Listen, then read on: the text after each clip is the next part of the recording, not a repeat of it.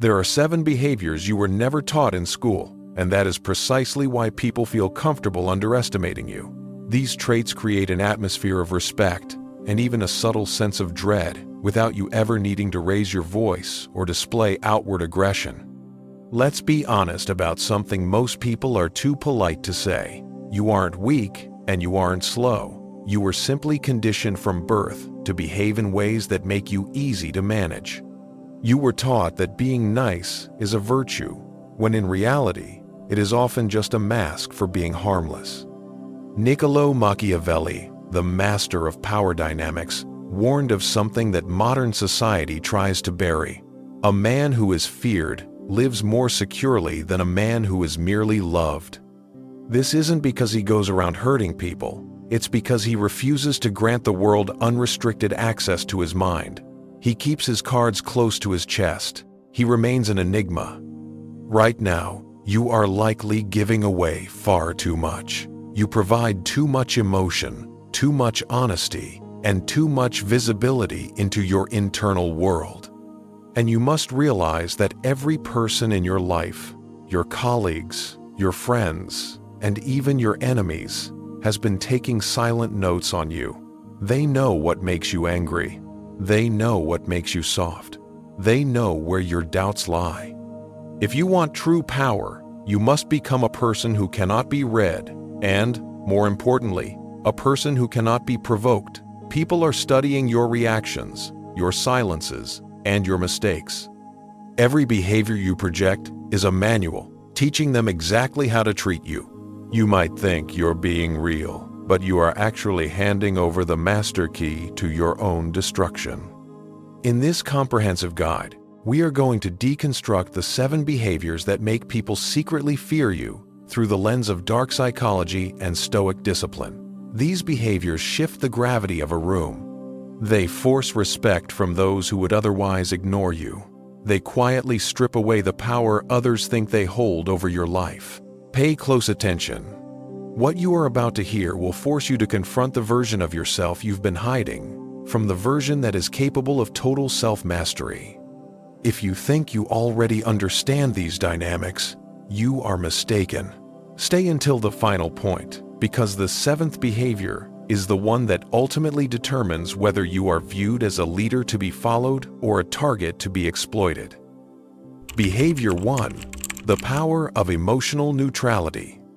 The first behavior that terrifies people is the total mastery of emotional neutrality. Most people are essentially puppets. If you pull the string of anger, they dance. If you pull the string of insecurity, they stumble. But when you refuse to react, you cut the strings. Have you ever noticed the psychological shift that happens when you remain perfectly calm in the middle of a crisis? When everyone else is shouting, pointing fingers, or panicking, and you simply sit there with a neutral expression, people don't just find it impressive, they find it unnerving. Your silence in the face of chaos is a form of dominance. It suggests that you know something they don't. It suggests that your internal world is so fortified that nothing they do can breach the walls. People often mistake not reacting for not caring, but in dark psychology, these are 2 very different things. When you don't react, you are actually taking a position of high-level observation. You aren't defending yourself because you don't feel threatened. You aren't flinching because you have already calculated the outcome. Think about the last time someone tried to provoke you. Perhaps it was a subtle insult or a direct challenge to your authority. Their goal was not just to hurt you, but to study you. They wanted to see where your boundaries were. They wanted to see if they could move you. The moment you lose your cool, you lose the game. You have revealed your pressure points. Machiavelli's philosophy was built on the idea that you should never let the enemy see you bleed. In a modern context, bleeding is your emotional reaction. When you remain cold and composed, you flip the power dynamic. Suddenly, the person trying to provoke you feels exposed. They begin to think, "Why isn't he reacting? Did I miss something? Is he planning a counterstrike that I can't see?" Your calmness becomes a mirror. It reflects their own anxiety, their own lack of control, and their own immaturity back at them. As the Stoic philosopher Seneca once said, "A man who is angry is not in control of himself. Therefore, he can never be in control of others." By mastering your internal state, you become an immovable object in a world of frantic, reacting people. This is the foundation of psychological warfare. Control the self to control the room. Behavior 2. The art of strategic silence. The second behavior is the habit of speaking less than necessary. In a world that cannot stop talking, the person who chooses silence is a ghost in the machine. There is a profound reason why the most powerful figures in history, from emperors to corporate titans, were notoriously brief in their speech. Every time you open your mouth, you are essentially providing the world with a blueprint of your thoughts, your biases, and your weaknesses. The more you talk, the more predictable you become. And in the realm of power, predictability is a death sentence. How many times have you shared a secret or a plan, only to have it used against you later? How many times have you felt the hangover of oversharing, realizing that you gave away too much of your mystery? Silence is your primary line of defense. When you speak less, people are forced to fill the gaps with their own imagination. Because humans are naturally prone to insecurity, they will usually fill that silence with their own fears. They will assume you are judging them, or that you know more than you are letting on. Your silence breeds a healthy level of paranoia in others. It forces them to be careful around you. Consider a high-stakes meeting or a social gathering. The loudest person is usually the one trying the hardest to be liked or respected. They are selling themselves. But the person who sits back, listens, and only speaks when they have something definitive to say, that person is the one everyone watches. Your words are like a currency. If you flood the market with them, their value drops to zero. If you make them rare, people will fight to hear them.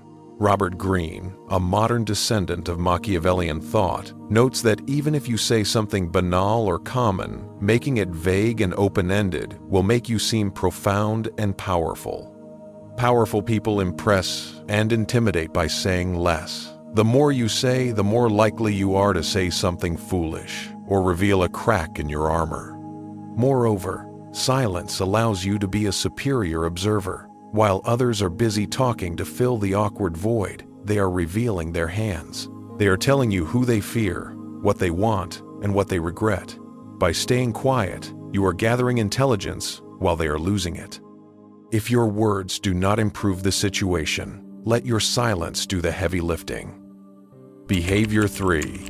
The ability to walk away without explanation. We live in a culture obsessed with closure. People feel entitled to an explanation for why you are leaving a job, a relationship, or a conversation. They want to argue with your reasons. They want to negotiate. They want to find a way to keep you within their sphere of influence. When you walk away without explaining yourself, you deny them that opportunity. You leave them in a vacuum of uncertainty. This is a massive power move because it demonstrates that you are not dependent on their understanding or their approval. It shows that your decision is final and that you do not view them as an equal who deserves a seat at the table of your decision-making process. Machiavelli understood that people value what they are afraid of losing. When you are willing to walk away and do it silently, you become the most valuable thing in the room. You are showing that you are replaceable to no one, but willing to replace everyone. This lack of attachment is terrifying to those who rely on social leverage to control others. Think about a situation where someone has disrespected you or taken you for granted. The average person will stay and argue. They will try to make them see why they were wrong. This is a mistake. By explaining yourself, you are essentially begging for their respect. You are saying, "Please understand me so you will treat me better." The powerful person doesn't beg. They simply withdraw their presence. They stand up, they look the person in the eye, and they leave. No dramatic exit, no shouting matches, just a clean break. The silence that follows your departure will haunt that person far more than any insult could. They will spend hours, days, or even months wondering what they did wrong and how they lost access to you. As the Stoics taught, your only real possession is your own mind and your own character. If a situation or a person is toxic to that character, the most rational act is to remove yourself. You don't owe the world a map of your exits. You only owe it to yourself to leave when the value is no longer there. Walking away is the ultimate statement of self-worth. Behavior 4. Being unshakable under the gaze of others. Behavior 4 involves your physical and psychological presence under pressure, specifically the ability to remain unshakable when all eyes are on you. Most people have a breaking point where their social mask slips. Under intense scrutiny or in a high-pressure environment, their hands might shake, their voice might crack, or they might start to fidget. These are biological tells that signal to the world that they are under stress. Dark psychology teaches us that once a predator sees these signs of stress, they will double down on their attack. To be feared and respected, you must master the art of the poker face on a soul-deep level. When you are being stared at, when you are being challenged, or when you are in a room full of people waiting for you to fail, you must become a statue. This doesn't mean being stiff. It means being perfectly composed. Marcus Aurelius frequently wrote about the inner citadel, a place within the mind that no external event can touch. When you are under pressure, you must retreat to that citadel. Your breathing should remain slow and rhythmic. Your gaze should be steady, never darting around the room looking for an exit or for someone to save you. When you don't flinch, you signal that you have already processed the danger and found it wanting. This is incredibly intimidating. Most people expect you to be as nervous as they would be in your position. When you aren't, they begin to question their own perception of the situation. They think, if he isn't worried, what does he know that I don't? This behavior is particularly effective in negotiations or confrontations. If someone is trying to intimidate you by staring you down, don't look away first. But don't stare back with fake anger either. Just look at them with calm, observant curiosity, like a scientist looking at a specimen. This shift in energy from being the victim of a stare to being the observer of the starer instantly grants you the psychological high ground. Remember, pressure doesn't create a man's character. It merely reveals it to the world. If pressure reveals a man who is as calm as a deep ocean, the world will treat him with the same caution it gives the sea. Behavior 5. Radical independence from external approval. The fifth behavior is a total, radical independence from the approval of others. This is perhaps the rarest trait in modern society, and because it is rare, it is viewed with a mixture of intense respect and fear. We are social animals, and we are hardwired to want to fit in. We want to be liked. We want people to tell us we are doing a good job. But this desire for approval is a leash. If you need someone's great job to feel confident, then that person has the power to destroy your confidence by simply staying silent. You have given them a remote control for your emotions. A person who is feared is a person who has taken back that remote control. They don't move through the world wondering, do they like me? Instead, they move through the world wondering, do I like them? Do they align with my goals? This shift in perspective is visible in your body language and your tone of voice. You stop performing. You stop laughing at jokes that aren't funny just to be polite. You stop apologizing for having an opinion. When you don't seek approval, you become unpredictable. And as we discussed earlier, the unpredictable person is dangerous. You can't be bought with a compliment, and you can't be bullied with a frown. You are a sovereign entity. Machiavelli noted that it is better to be feared than loved, because love is a bond of obligation which men break at every opportunity for their own advantage. But fear is preserved by a dread of punishment which never fails. In a social sense, punishment is the loss of your presence or the total indifference you show toward those who try to manipulate you. If you walk into a room and you are perfectly comfortable being the most disliked person there, as long as you are right and as long as you are moving toward your goal, you possess a level of power that most people cannot even imagine. They will talk about you behind your back. They will call you arrogant or cold. But when they see you in the hallway, they will step aside. They will speak to you with a level of care they don't show to anyone else, because they know that their opinion has no power over you, and that makes them powerless. Behavior 6. The instant enforcement of boundaries. The sixth behavior is the immediate and unapologetic enforcement of your boundaries. Weakness is not usually a single event. It is a series of small concessions. It starts with someone making a joke at your expense that you let slide. Then it's a colleague asking you to stay late to do their work, and you say yes because you don't want to be difficult. Bit by bit, you are teaching the world that your boundaries are made of sand. A person who forces respect has boundaries made of steel. And the key is that they enforce them instantly. They don't wait for the third or fourth time someone disrespects them to say something. They nip it in the bud the very first time it happens. If someone speaks to you in a tone that is inappropriate, you don't have to scream at them. You simply stop the conversation. You look them in the eye and say, "I don't like the way you're speaking to me. Let's try this again," when you can be professional. This is terrifying to most people because they are used to others being nice and polite, even when they are being mistreated. When you break that social script, you send a shockwave through the room. You are signaling that you have a high level of self-respect, and that anyone who wants to be in your orbit must meet that standard. Difficult people, manipulators, narcissists, and bullies thrive on people who have soft boundaries. They are like water. They look for the cracks and the low points to seep through. When they hit a solid wall with you, they will initially act offended. They will call you sensitive or dramatic. This is just another manipulation tactic to get you to lower your guard. Don't fall for it. Your boundaries are the only thing that separates your identity from the chaos of the world. As Seneca said, you must live for yourself, for if you live for the opinions of others, you are already dead. By enforcing your boundaries without apology, you are telling the world that your time, your energy, and your dignity are non-negotiable. People may not always like you for it, but they will never, ever take you for granted. Behavior 7.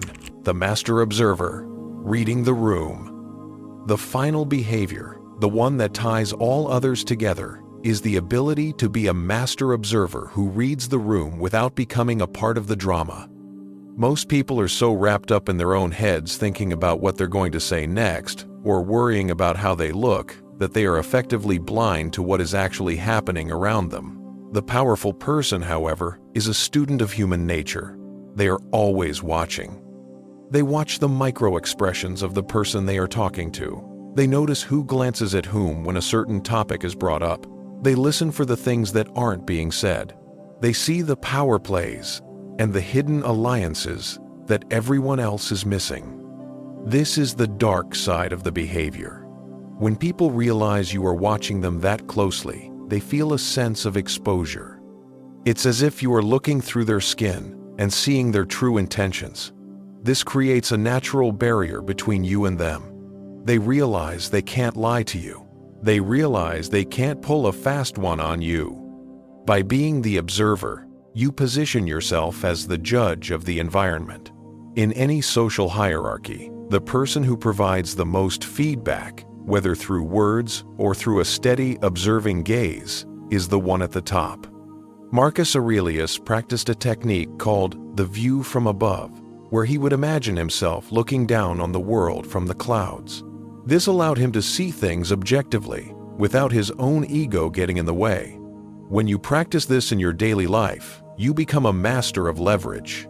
You know exactly when to speak, exactly when to stay silent, and exactly where to strike to get the result you want.